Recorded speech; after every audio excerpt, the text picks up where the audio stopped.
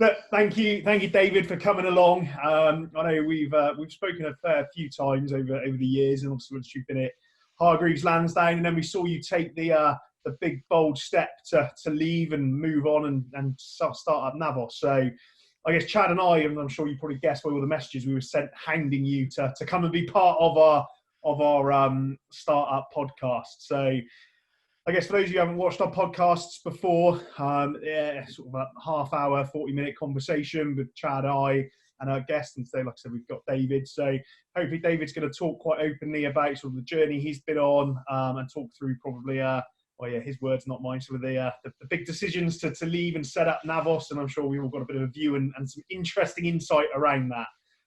So look, thank you very much for giving up some of your time to be part of this for us. I think there will be lots of people who will be really interested in listening to your story and your rationale behind leaving HL and starting out on your own. Yeah, no, and I mean, thank you guys. And I'll just go back to that 30 or 40 minutes. I thought the email said 3 or 4 minutes, but there we go. I think I've been stuffed over already. But have you not met Chad? Chad can talk for England, David. So it's 3 minutes of you talking and Chad talking about himself for the other 37 minutes. So you'll be fine. Brilliant. Well, thanks for that intro, Carl. I think we should just fire some questions at David and see how he responds. What do you think? So let's start. First of all, I think it's really important to understand more so what the organisation does. If you give us a bit of an overview, and then I think we should do a little bit of a deeper dive around the mindset, around why move that way, why move from Hargreaves Lansdown and move into this kind of mindset and sort of think, you know what, I'm going to make the step and set up on my own. So so tell us a little bit in a sort of an overview of what is Navos.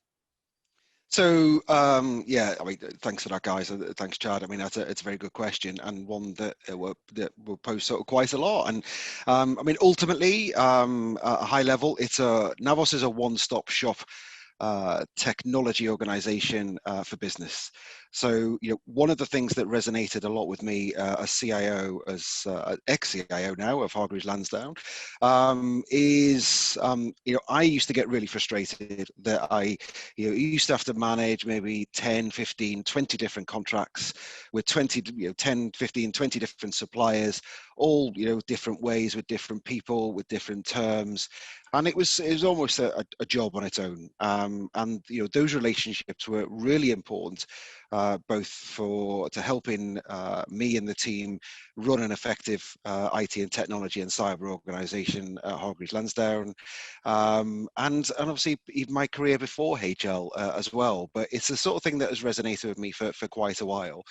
Is, you know, just like, you know, that old advert of you know, the guy taking 2 bottles into the shower. You know, why take 2 bottles when you can take 1? Why have 10 IT suppliers when you can have 1? So that's really one of the big premises that, you know, especially given the current climate, one of the key elements for us is to give organizations, and whether that be IT organizations, whether that be businesses in general, you know, give them one place to call, one organization that they can come to, irrespective of what their challenges are, you know, and ultimately, if things start going off the rails, then one backside to kick. And, you know, the key thing also for us is, you know, really key to any organization, I feel, is providing excellent client service. And that's one of the things that really used to frustrate me, is that, you know, with those 10, 15, 20 organizations, I'd just get different experiences all of the time. Some I'd see every month, some I'd get a report every month, some I wouldn't see for a year.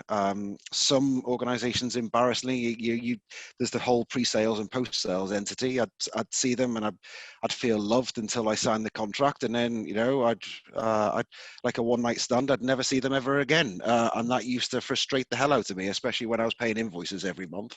So yeah. So with Navos, the real focus is to give businesses a one-stop shop to come to, irrespective of what their challenge is. Okay, I like the pitch. Spot on. It's really good. what I want to do is try and go back a little bit here and start thinking and start asking questions around, how did that process happen? Was there a time? Could you put a time scale on when you started getting that frustration, or has it been something throughout your career that's been bugging you slightly in the back of your mind, or did it sort of ramp up and begin? Because we just need to get an idea of when that actually started formulating in your mind to do that yourself. I suppose I've always been quite entrepreneurial in both myself, my life, and the way I do things. And really, it was an itch I felt I had to scratch. Truth be told, I've thought about creating Navos for on and off for many years, but the time never felt really right for me at any given time. And really, as the start of sort of 2020, really started, I thought, this is it. That this is now the time to do it. A couple of people have asked me that, friends and family, do I wish I'd started it sooner? On one hand, yes. On one hand, no. Because one hand, no, is because of the amount of experience that I've now got. Now, whether that be industry experience, whether that be experience as a CIO, or just life experience. Now I'm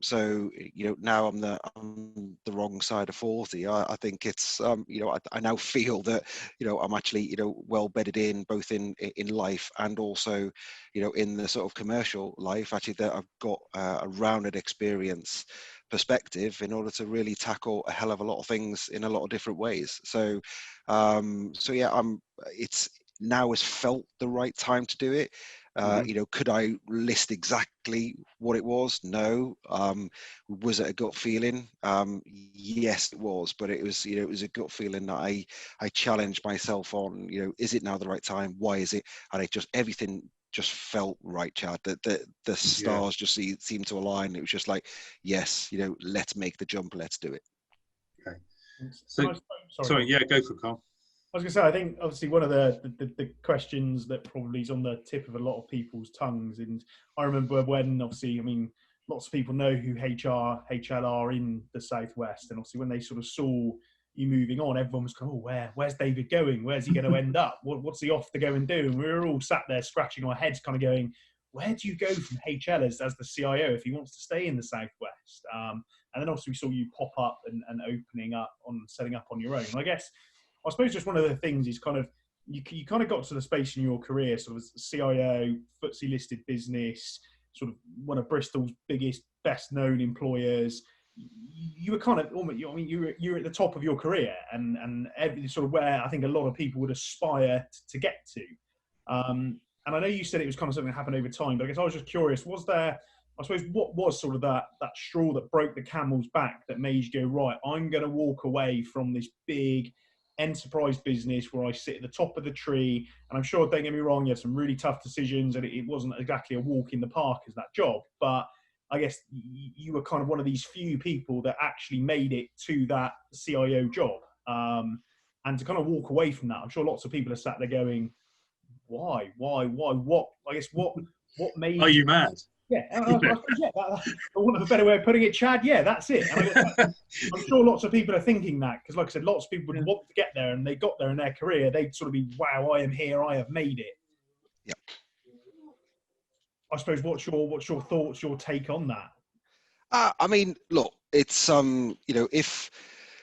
if it's your desire, your aim, your dream to climb Mount Everest, you don't climb Mount Everest and stay there. Fine. I think you'd be very lonely and very cold, and you'd probably run out of oxygen at some point. But look, in the same sort of thing, is that yes, it was a great position to be in. But the Hargreaves Lansdown that we all know and love in 2020, it was not the Hargreaves Lansdown that it was 5 or 10 years ago in a whole different set of ways in terms of the route and the journey that the technology team and also the business went on. And at 2020, what do I want to do? Do I want to sit there with the proverbial oil can and just oil the cogs, and and let things just bumble on? Am I ready for to really push it on into doing something else? Or do I take that experience and actually put it into good use, and to create Navos? And it was the latter that really that I decided to do. Like you say, am I mad? Yeah, probably, in some people's eyes, but actually, who got to where they want to get to just from treading water? And I'm not saying that as treading water at HL, but the key thing is, I put it into context, just like having having children. So in order to have children, you can have the fun at the start. They can be born, but ultimately, through childhood and teenagehood, and then as they grow up, there are different challenges all the way along. And what I would say is that I wasn't at HL for 2 minutes having the fun. I wasn't there in a short amount of time that we did only achieve some things. I felt I was there a period of time, and I think over 12 years I was there. What the team and I delivered, where the organization was. I mean, it's still a fantastic organization, fantastic tech team, fantastic firm, as you say. And the key thing is, I'm proud of what I and the team achieved whilst I was there. I'm still extremely proud of what the organization and what the team are still doing right now. But I just felt that actually the right thing to do is to move on for myself and give myself a new challenge. But it's could I have stayed there another 12 years? Yes, but would I have enjoyed it as the previous 12 years? Not sure. Probably not. So the other part of your question was that, where else could I go? I mean, I was fortunate enough to have a few offers before we actually cut the ribbon on Navos. And I felt very humbled that there are a few organizations out there that, came in for me either proactively or I was speaking to them already. But, none of them really, sort of like a magnet, coming together. Nothing really gravitated me towards a challenge as much as what creating Navos did. And that's really what I feel, in order to give 110% to something, it was going to be Navos. That's interesting. And I think that's very honest of you, to be fair. I think one of my questions would be that there will be people that watch this and know us that are potentially thinking, I've got that itch. I know Carl had it as well. He moved and set up this business. So obviously when you step over that sort of parapet, when you stick your head above the parapet, you're just about to jump off the cliff to do it. You're going to tell us now how easy it was to just start up on your own, very smooth running, very simple. Anyone can do it, yeah, and just crack on and do it, yeah, because it was you're going to tell me it's fairly straightforward. I would say I would say that if you jump off a cliff and it was very straightforward and it was easy landing, then you probably need your eyes testing. But no, I mean, look, what are the challenges? I mean, yeah, walk us through where the pitfalls might lie. Yeah, I mean, look, there are the main pitfalls. I think is self-doubt. It's almost, it's that measure twice, cut once. You think, well, I've measured once, I've measured twice, I've measured 3 times. Right, let's cut. And then you start cutting and you think, okay, am I cutting in the right direction? Why have I started cutting? And then, so I would say, just like running a hurdle race, is that you can pass the first hurdle. So, there are a whole load of things that being in business, you've got the company number, the VAT number, all of those sort of things that you've got to do. Then it's a case of understanding new things, as in marketing. What the hell is this marketing thing that I've heard about for so long and I've never done? And it's every hurdle that you cross, you continue to learn something learn something new. Have I tripped and gone, flat on my face onto the concrete by tripping over the hurdles? Yes. Did it hurt? Yes. Have I got straight back up? Absolutely. So there have been hurdles that, like I say, have hurt. There have been other hurdles I've got over, absolutely fist pumping as I'm going over. One of those, winning our first client. So it's, and really, that self-doubt, I think, stays with you at every point. But what I would say, for anybody listening, whether it's creating your own company, whether it's itching that, scratching that itch, like that I would say that it is. At every point of anyone's career, I would say that, within the first month or so of any new job challenge, if you're not asking yourself, have I bitten off more than I can chew, then you've probably made the wrong decision, as in the easy decision. Because, from my experience, and what I would say to anybody who wants to test themselves, move their career on, is to really make sure that you're doing something that will challenge you. And creating the business it's definitely challenged me. But I've also got to the point whereas I couldn't do everything myself. So I've been really fortunate by I'm now joined by, some great people within the team. And, even that sometimes, at night you got to think, it's not just a job for me now. It's, this career, this company, we're now, paying people's mortgages. We're now responsible for people's lifestyles.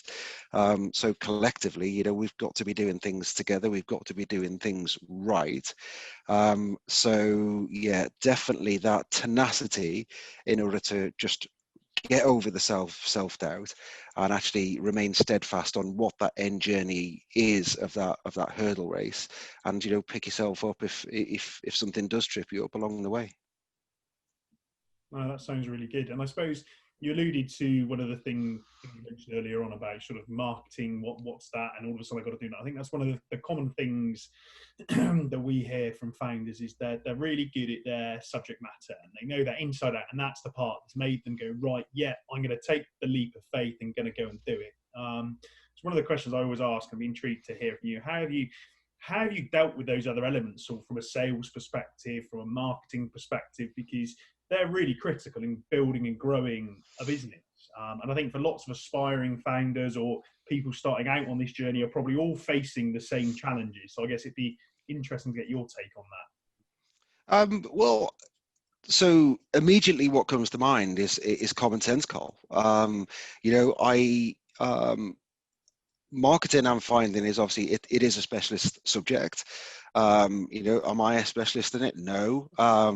But is what we're doing working? Well, yes. So I suppose because I'm not a marketeer, I suppose I'm doing things that you'd probably call, unconventional, in a way. So for argument's sake, one of the things that we did quite early on is that we rented a billboard on the side of the M4. I plastered my face on the side of the M4 with a slogan next to it. And of course, people were just like, why are you doing that? Well, it's COVID, nobody's driving, and well, it's a tech company. Why the hell are you're not advertising plumbing services or whatever? It's just like, are you mad? But honestly, the amount of contact that we've had from that has really amazed me. So it's amazed me so much that I think we're going to do some more of it. So would a traditional marketeer go down that? Maybe, but I just thought I want to try something else. Given we're a tech firm as well, we are doing all of the conventional pay-per-click, all of the Google stuff, all the stuff that you expect. But so is everybody else. So how can we stand out? What are the things that what are the things that we can do that no one else is doing? And like I say, I'm not having a look at that through a marketing lens. I've really taken a step back, and it's not just me. So the the guys and girls that we've got in the office here, I'm all ears. So we've had some really, really good suggestions. We've actually also, which some, I suppose, entrepreneurs or tech entrepreneurs or marketeers might think I'm mad yet again, as a common theme here. But we've actually done a mail drop as well quite recently, and that's had a fantastic response. And one of the things from that perspective is that how many emails you get that you delete. How many emails get stuck in your spam filter? You don't even get to see them. But letters, even the crappiest adverts still get to your hand, and you even look at them before you throw them in the bin. So we've actually done some work there that also has been successful. So it's like I say, some of the doubters out there, they're maybe the experts. I'm sure that that expertise will come as we sort of start to grow. But yeah, I suppose we're just doing things in a bit of a trial and error. Some things are working, some things are not. But I'm definitely, it goes back to that point from earlier on. I'm not oiling the cogs anymore. I'm learning new skills. Every day, literally as a school day, sat in this chair. And yeah, I'm just really enjoying seeing what is working and what's not. I can't say the accountant is sometimes when he sees the mad bills, he said, "Why on earth are you spending this money on that?" Well, I thought I'd try it. Did it work? No. But at least that's balancing it out on the minute is what we are spending on and what's working. So I'm going to ask a question there, because another one around that, something you just touched on there, team building a team. You must have, because clearly it sounds like you're very, very regimented in what you do. None of this is off the cuff at all. But one of the things that underline is what's the cultural feel? Have you sat down and thought, when I build a team in the future, when this gets bigger and bigger, are the USPs, the EVP, the kind of cultural feel that you want your organisation to be? Do you think that's important for startups to really think about things like that? I would say my immediate answer, Chad, is it's not just for startups.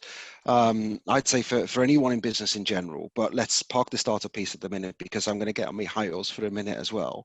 One thing I despise is micromanagement. One of the things I despise is people being true managers when I've actually got really talented people in your teams. I think it was Steve Jobs that once turned around and said, why on earth hire really technical specialist people and tell them what to do? And I think that has resonated to me really, really well from his book. And I'm of the same ethic now, but I say I'm going to lead the startup. But even when I've been managing, even when I was CIO with HL before, it was the same thing.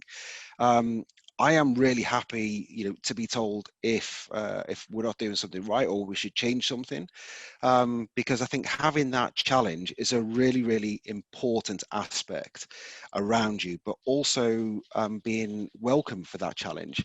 And this is one of the key things for me. So with regards to the DNA, it's where, again, I'm still on my high horse when I talk about diversity as well. And one of the diversity pieces that I think always gets forgotten about is a diversity of thought. And I like to be surrounded with people who will challenge me, will challenge each other. And if you just hire 5, 10, 15, 500 people who all look like you, talk like you, and think like you, then actually I would say any organization is going to go stale. So surround yourself with people who may be a bit different, and then from a starter point of view, again, trust is the key thing, which I then take on board in addition to being a leader, being open.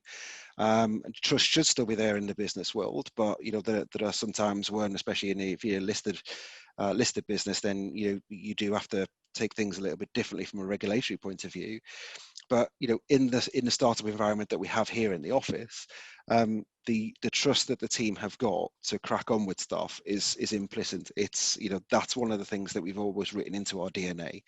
If someone's got a great idea, follow it. Don't come to me and just say, "Well, I've got this, I've got that. Should we do this? Should we do that?" Actually, follow it. See what you can do with it, and come back. And it's that empowerment. And surrounded by all of that, which is probably one of the best books that I have read this year, also I think dovetails all of those themes. And it's a book called Turn the Ship Around by David Marquette. If you haven't read it, I would definitely recommend reading it. I read the book, and then a few months later I actually downloaded the audio version as well.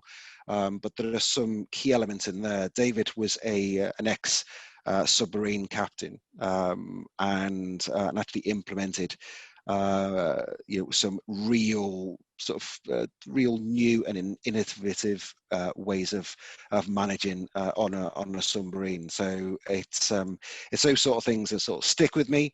So yeah, trust and really sort of making sure that you don't tell your talented people what to do. No, that makes sense. That's really good. And I guess one sort of simple question to ask maybe, but I guess why the Southwest? Why Bristol? Why not? Because I guess... Well, because he's a Bristolian, yeah. Obviously. Anyway, can you not tell from the accent? Yeah. I haven't got an accent, Chad. I had to get a few ciders now. I mean, the accent definitely then comes out, my friend. But no, I mean, look, it's a really good question. Why Bristol? Look, yeah, you're quite right. I'm not local to Bristol originally, but I've been down here now 20 odd years. I think I've been down south longer than I've been up north, which I'm sure that means that some of my trades should be slowly changing. But what I would say is that I really love Bristol, and some of the reasons for that is that the ecosystem that it's got for both entrepreneurs, for established business, I think it's pretty much second to none. And I was going to say second to none to London, but I would actually say it's now starting to really challenge London. I've spent a lot of time on the train to London, in London, whether that be with the sort of whether it be at sort of the Google office or whether it be at sort of startups. If you take Bristol of where we are at the minute, so where we're placed, ideally placed for the train to London, I think it's now an hour and 15. The airport, when we can travel, you can go all across Europe, and international routes as well. You then take what establishments like the Engine Shed are doing, and some of the fantastic initiatives that are actually going on in the Southwest, some of the incubators that we've got, the work that's happening in UE, for argument's sake, a lot of the stuff that's happening in the South Gloucestershire Science Park. There's some fantastic initiatives not only happening in the startup world, in obviously the university world, but yeah, we've already spoken about Hargreaves Lansdown, fantastic organisation here in Bristol. You take Dyson, there's a whole host of of established organisations that have been successful and are continuing to be successful, in Bristol. When we've employed even at Navos or Hargreaves Lansdown or RAC, some of the other businesses I've worked at, Bristol is a hub for attracting people who maybe want to get out of the rat race also from the southeast, given the links. But it is a fantastic place to live. Like I say, whether it be airport, whether it be rail, whether it be road, I think we're really, really well placed in order to really continue to succeed. And also the reference with regards to the Silicon Gorge, I completely sign up to that. I think there's some fantastic startups also that are really making Bristol a hive of activity in the technology space in the UK, and also starting to press globally as well. And if Navos can be part of that and can help those organizations also, then absolutely, let's let's do it. And interestingly, I was also in a meeting end of last week with some of the work that's happening in Cheltenham as well, from the cyber perspective, and obviously, given some of the great organisations that are around that region, and obviously that's a stone's throw away from Bristol as well. So, yeah, I think really well placed. I've been really impressed with with the links that we've been able to achieve from Navos, and again, and just to sum it up, I've also still really love the established business network that Bristol has also. That's brilliant. That makes sense. And I've Brilliant. got two quick fire questions. I don't know if Chad's got anything else. So No, I've got one question, but I'll save it to the end, Carl. You go first. okay, so two things. I think probably there's clearly, David, your experience is going to appeal to, and your opinions are going to appeal to two different camps of people, I suppose. One, still in that enterprise world that are wanting to get to that level of job you had. And obviously, I suppose the second camp are people that are probably in that job looking very enviously at what you've done, and kind of going, wow, I'd love to be able to do that. So I suppose the first one, what would your top single tip be to somebody who's in that enterprise world, who wants to get to that CIO director level job? What would that one golden nugget of information be that you would share? I'd say, in order to look in the mirror and to say, why would somebody choose me as the CIO of the CTO of that organization? What can I bring? And if you can't answer all of those questions honestly, then look at yourself quite hard and say, well, how can I answer them? So for argument's sake, so to put some meat on the bones with regards to that, so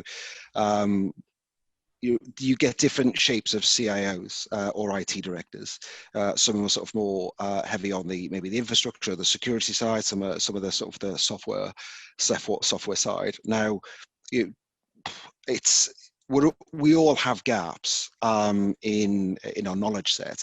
But if, for argument's sake, you're more of a CIO with a software bias or experience, then what are you going to do in order to cover some of those gaps? Would you do that through your team, which goes back to that trust point earlier on? You'd have to trust the people implicitly, or do you have to almost go back to a book or go back to school a little bit in order just to fill those gaps? Because there will be gaps, because working in an environment at an exec level, you can almost be, people really want that challenge of being around the board table and to be being able to be a trusted executive from a tech point of view, cyber point of view, general IT, for the decisions for that business to be made right there and then. So, for you to be able to say, as an exec at that time, while decisions are being made, can I take that away and can I come back to you in a day, in a week, a month? You're not an effective CIO. So sometimes you can't answer them completely. So to have that sort of strength and depth, but you need to have that, I think, the bench strength enough at a certain level in order to make sure that you can be effective. So those questions I'd be asking in the mirror. So, we're going to go to this new market. So Mr. or Mrs. CIO, what are the challenges? How would we approach it? What are the main sort of highlights that we should be aware of? What's the tripping points that we would need to be conscious of? That's a brilliant answer. Thank you. I'm sure lots of people will take a lot from it. Very useful. And then I suppose just on the other side of that question, I guess, somebody who's kind of wanting to take that leap of setting up on their own, and well, I've been there, and it's hugely scary. I guess what would your again your golden nugget piece of advice be for someone who's kind of on the edge, about to do it, but keeps sort of rocking back and forth? What's the one thing you've learned, or the piece of advice you'd share? Look, if it's something you're passionate about, do it. You live once. And what I would say is that you don't want to get to retirement age and regret that you haven't done it. If you're to do it and it didn't work out, then you can always go back to the commercial world, and you can have a talk with yourself when you resign and say, I did it. But if you've got, like I say, that tenacity that tripping over that hurdle won't bother you, then absolutely just do it. The flip side is, if it was really, really easy, everybody would do it. There are some things you know, that you, like I say, you wake up in the morning sometimes you just think, have I done the right thing? For me, that really tells me that I am doing the right thing. But to some, there could be that self-doubt. But see yourself through the self-doubt. Have that tenacity to move on and learn new things, and it will work. And like you said, you know, about the marketing piece, you know, if you don't know, then you're just going to have the network around you also to know who to call. And the last thing I would say around that is just make sure you've got the people around you who fully support. So whether that be, you know, your partner at home, whether that be your friends and family, I think just take the time to explain why you're doing it. Not like with you guys in the same camp as everybody else. Look at me like I'm like I've got two heads and I'm a little bit mad. But you know, I don't mind that. But you know, to some people that can, you know, that can sort of get you down with regards to, because if enough people ask you why you're doing it, like I say, back to that self-doubt thing, brush it off, move on. I'm doing it because I think it's the right thing, and I don't really care what you think. But as I say, it's just it's being it's having that faith in yourself that you are definitely 100% behind it and doing it. Good, very useful. So just to finish up on, I think I made a note here, and it says something like, ask David about time management. So I'm not going to ask that because I'm going to assume you're a machine at time management. You're a slick, well-oiled machine when it comes to time management. So let's put that to one side. What do you do in your spare time?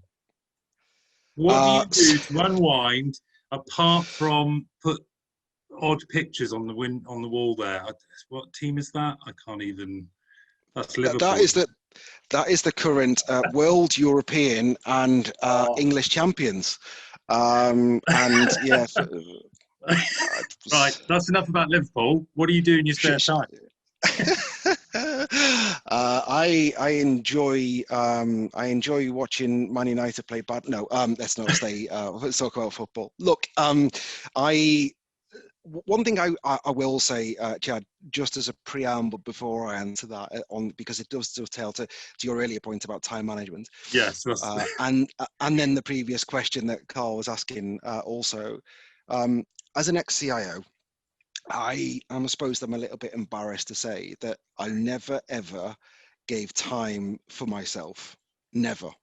My my time management was awful, in the case of I was happy with what I was doing and how I was doing it from a professional point of view, but actually now I sit here and I actually consider the things that I've missed, you know, at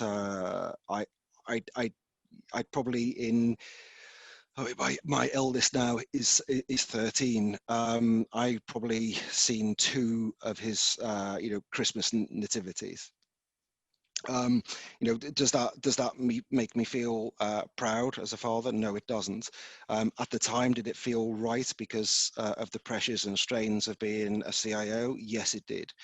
So as a preamble, I would say in retrospect, I was wrong, and I actually should have taken the time.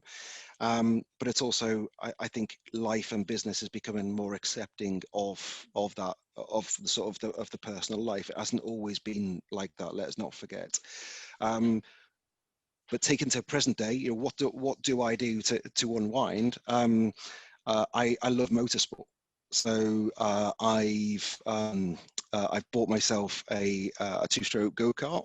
And for argument's sake, last Friday I went out with a race team to a go-kart track up north, and I spent the day with a massive smile on my face.